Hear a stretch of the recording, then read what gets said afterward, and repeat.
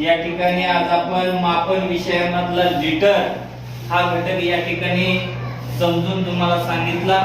आता लिटर कसे मोजायचं आहे किंवा लिटर कशा पद्धतीने मोजला जातो या संदर्भात आपल्या वर्गातले दोन विद्यार्थी या ठिकाणी येणार आहेत। एक विद्यार्थी दुकानदार होणार आहे आणि एक विद्यार्थी ग्राहक होणार आहे। बघूया दोघ जण कशी लिटरची प्रक्रिया करतात आहे।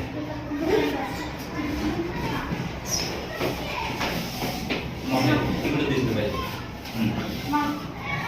मोठे तिथं हां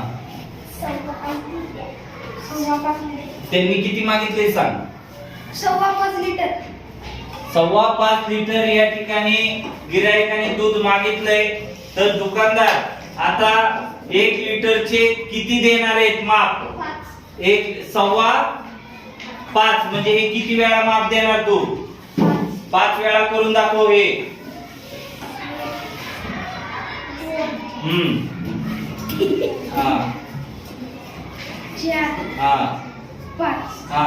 सव्वा म्हटल्यावर 5 पूर्ण झाले, मग आता किती मिली टाकणार आता? 50 मिली आणि 200 मिली म्हणजे एकूण किती मिली झालं? किती झालं ती मिली? 250 मिली द्या त्याला। आता 5.25 लिटर या ठिकाणी त्याने दूध दिलेले।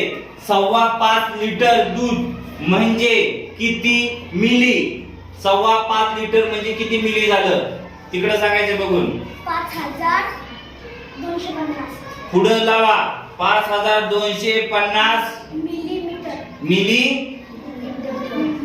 Litre 5250 milli litre.